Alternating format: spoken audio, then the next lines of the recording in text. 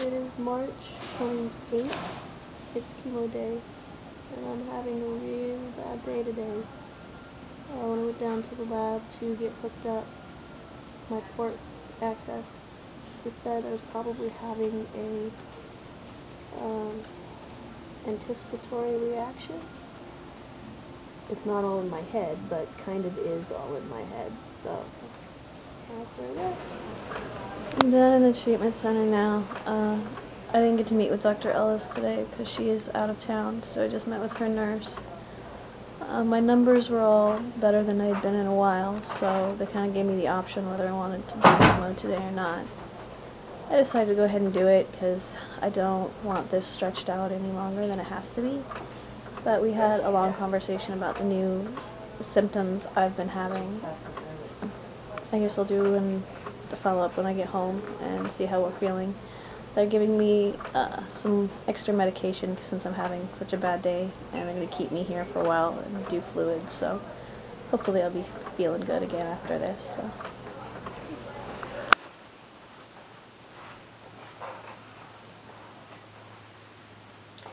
It's about 11 o'clock.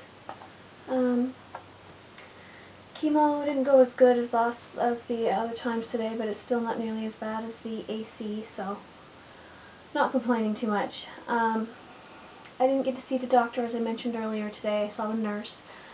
The last week or so I've been having some new symptoms. I'm just having mild nausea, and I'll get that almost every day, but it usually, kind of depends. Sometimes I just can drink some ginger ale and I'll be fine. Sometimes it'll just kind of come and go for minutes at a time. Sometimes it'll kind of knock me on my butt for a while and I just have to take something. It's really hit and miss. It's really hard to predict now how the nausea is going to be, but it hasn't been nearly as bad. Some of the other symptoms I've been having that I was worried about, I'm having a lot more pain, just random physical body pain. Most of the time I can just take an ibuprofen and it's okay, but I guess that's normal on the Abraxane. So I have been having nosebleeds, like every day at least I've had one, just a random nosebleed. It doesn't ever last more than 30 minutes, but it's still starting to worry me. The nurse said that all chemos will really dry you out, like you just become really dehydrated and your capillaries become thin and weak, and it's common for you to get nosebleeds throughout chemo. So she recommended getting a humidifier. She also talked a lot about mouth soreness because I've been having like the swelling, a little bit of the allergic thing that I was doing earlier. But not nearly as bad, just like my tongue has been swelling, my throat's been swelling. She said it was really important to try and like wash your mouth out and gargle with warm to hot salt water every day, because that will kill, because your natural bacteria and the natural mucus lining that you have is being destroyed by the chemo. So I'm still having a lot of the fatigue. The neuropathy in my feet have been getting really bad. The other day I was actually having a hard time walking. It was so bad. So there's a lot of concern for that, because the Abraxane, I guess, can do permanent damage. So we have to monitor that really closely. I did see a naturopath doctor, and for anybody who's watching this that is going through chemo or is about to go through chemo, do it. Go see a naturopathic doctor. They will help you get through the side effects and the symptoms of the chemo, and they can help you help the chemo be more effective. This will help your immune system be better, and they can give you stuff to help the chemo be, attack the right cells. So a couple of things he gave me that I just want to show for other people, because this has made a huge difference. And if you're on a chemo that there's high risk for neuropathy, find this stuff. It's at natural markets and like vitamin stores and stuff, but this has already made a difference, and I've only been using it for less than a week now. I also have this one, and these are actually documented stuff that there's a lot of research and history that sorry, I'm having a hard time today. There's a lot of research in these, and they do work. It does help. So at the very least, get those if you're not going to go to a naturopathic doctor, because they will make a difference for you. What I would say, if you're a chemotherapy patient, definitely go see a naturopathic doctor who has, experience training with cancer patients. His name is Dr. Lamson. He's in Renton, Washington, so if you can look him up, I guess, and get information. But he's very, very educated. He knows, he's a chemist, he knows his shit, so I would highly recommend you find somebody like that if you have not, and you're having problems like I am, because it's just hell. It is getting better, though. I mean, this round, this chemo is better. Today was a bad day, but you have bad days, it happens. The frustrating part, as I have said before, is not knowing when those bad days are going to come. It's now I don't have any warning. Oh yeah, the whole thing about my job. Some people have given me some resources, and I filed for unemployment, but we'll see how that goes. It was kind of looking like I was falling in this weird crack where you're kind of not bad enough to do this, but you're not good enough to be able to really work. So, so we'll see. Like I said, when I talked to the unemployment people today about paperwork, because they sent me a form that you have to have your doctor fill out saying that you're able to work. And I was like, well, there were days where I wasn't able to work. So I'm talking to this guy on the phone trying to explain the situation to him, and he's like, oh. It's like, yeah, that's going to be hard because our requirements are this. And the requirements for disability are that, and you're in a gray area. You're kind of right in the middle somewhere. So he's like, I would suggest you apply for unemployment, go through this process. If they decide, no, this is a disability thing, you have to apply for that, then apply for that. And if they deny you because you're in this gray area and you don't fit their standard perfectly, you're going to have to get a lawyer involved. So, more hurdles. I have tried really hard to be able to step back and look at it, from a third-party perspective and consider, their possible motivations and stuff, but at this point I'm just so upset that I didn't get a phone call or at least be able to have a meeting. I mean, if I had a meeting with my manager and we sat down and we looked at the schedule, what they needed and what I could do, and it turned out it just wasn't going to work, I understand that. I'm a reasonable person, but I didn't even get that, so it's upsetting. But we're pushing through and moving on. Like I said, I've got the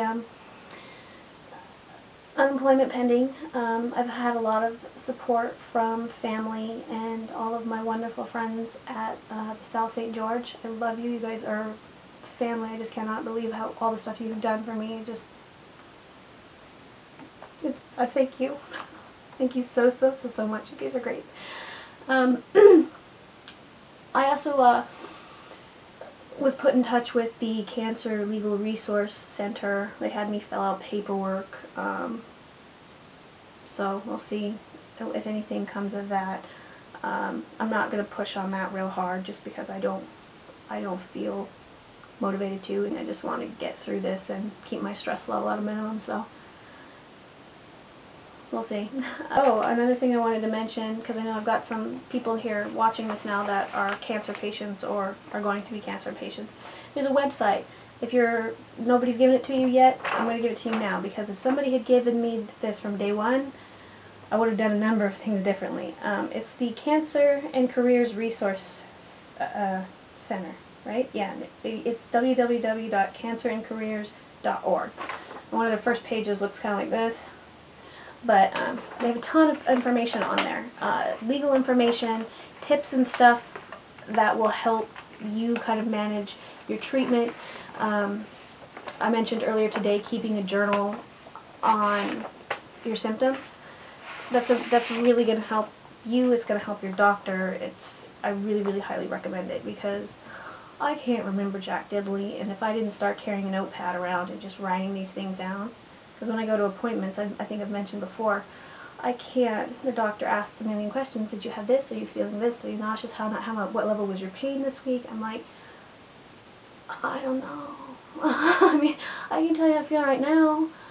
I remember having some good days. It's too much. You can't do it. It's not possible. So, one of the part of the information, all mine's printed out, but it's a ton of information that they've got on this site, like I said.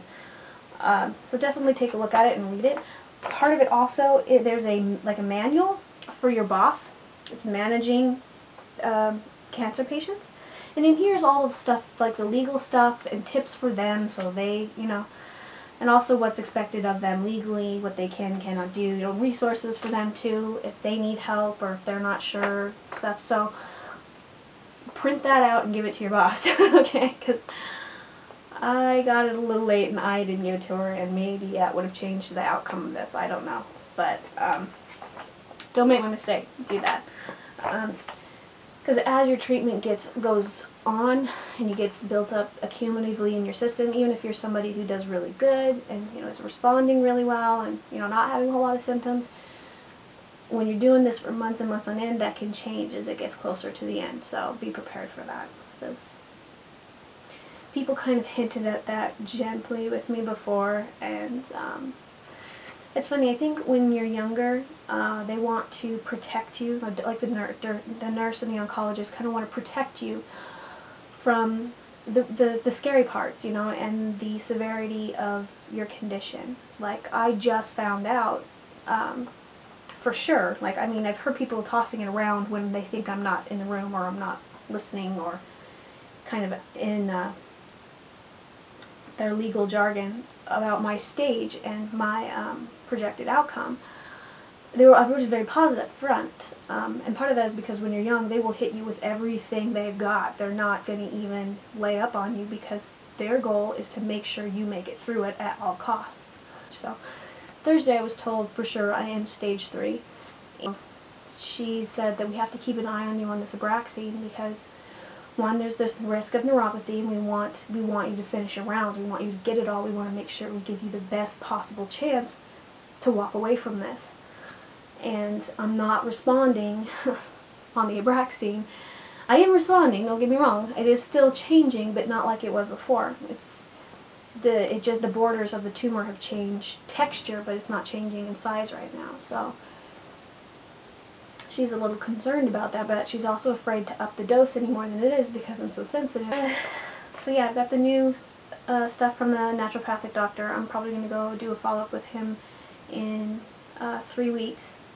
They were going to load me with some new medication at the doctor's office today, but it was to the point where I feel like every time I'm having symptoms, everyone's solution is give me more drugs, and I'm just not a person that responds really well on drugs. So that's another reason I was really glad I went to the naturopath, because that's, that kind of, it seems to be more what my body needs. Maybe not everybody's, but for me, that's, I think, is going to be more effective, because I'm so sensitive. I don't need this super duper lorazepam crap that's going to, knock me out for 3 days. So, because I had this anticipatory nausea reaction today when I went in, which I guess is common. So I think I mentioned that too, that it's kind of in your head, but not in your head. It's a serious condition. It really happens.